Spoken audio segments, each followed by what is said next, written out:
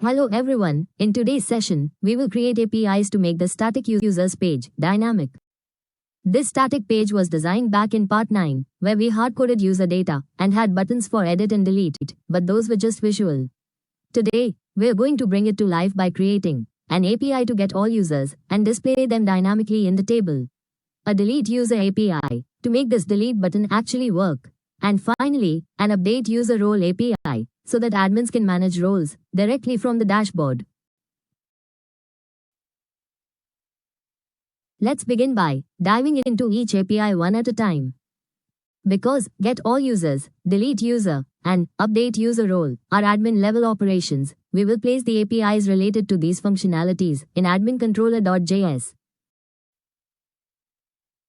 Let's begin by get all users API. This API will be called when user goes to user's page on admin dashboard.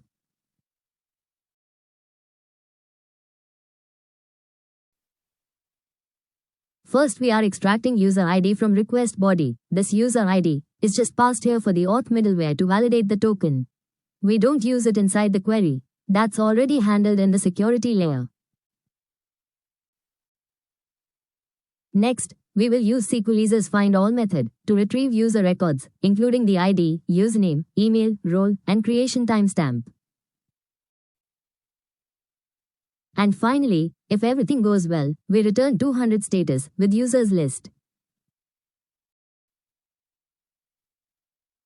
As always, we wrap everything in a try-catch block to catch any unexpected issues, whether it's ADB failure or something else.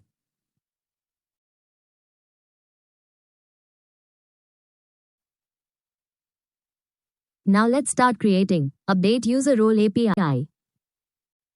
This API allows an admin to change the role of any user, for example, promoting someone to editor or downgrading them to viewer.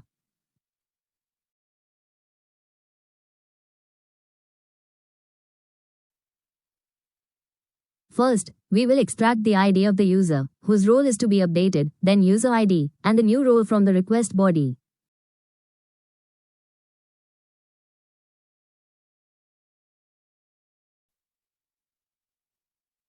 Then we will check whether the provided new role is valid. We only allow admin, editor, or viewer. If the role isn't in this list, we return a 400 bad request.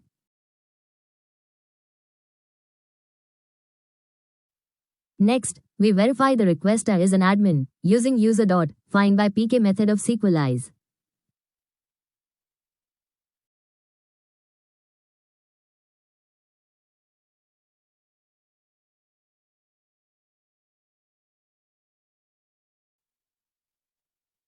If the requester is not an admin, we return a 403 because only admins can manage roles.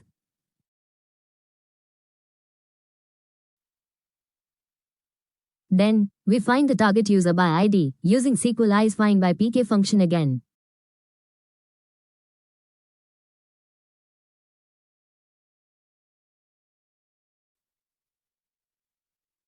If the user exists, we update the role property and call save function, which is a SQLize method that persists the updated model to the database.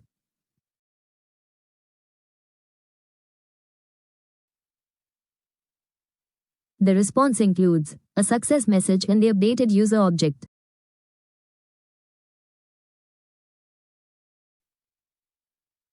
This API ensures strict control over who can manage roles and only allows changes to valid, predefined role types.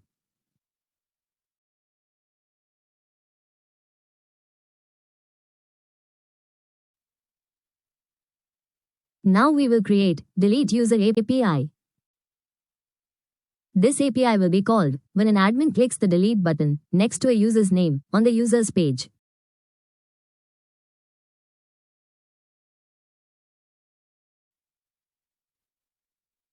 As usual, first we will extract the ID of the user to be deleted and user ID from the request body.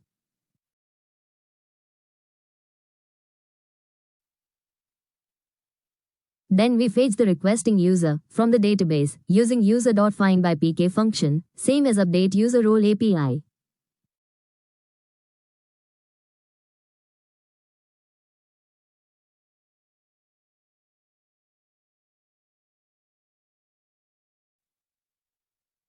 Next, we verify the request is role. Only users with the role, admin, are allowed to delete others. If the requester isn't an admin, we return a 403 access denied.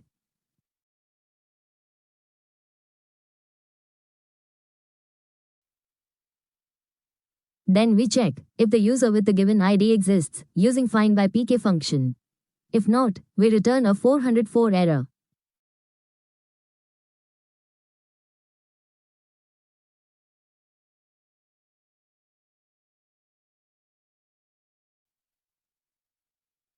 Finally, we call the destroy method on the user instance. This is a sequelize method that permanently removes the record from the database.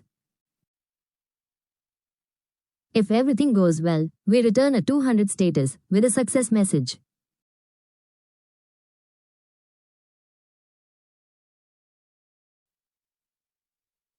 Else, catch block will get executed and will return an error with message, failed to delete user. In short, this API securely deletes users, but only when the request is authenticated and authorized as admin.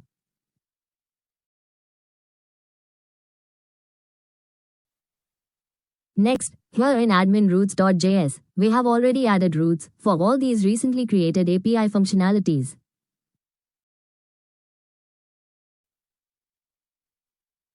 This admin routes file is also registered inside server.js.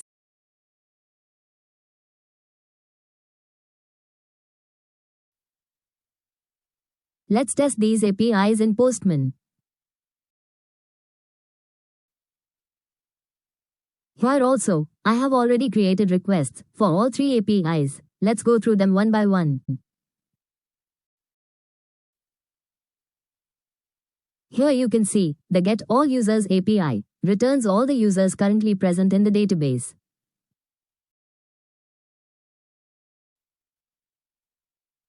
Now let's test the Update User Role API.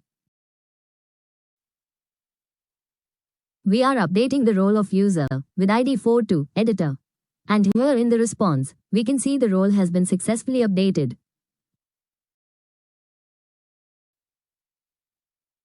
Finally, let's delete the same user.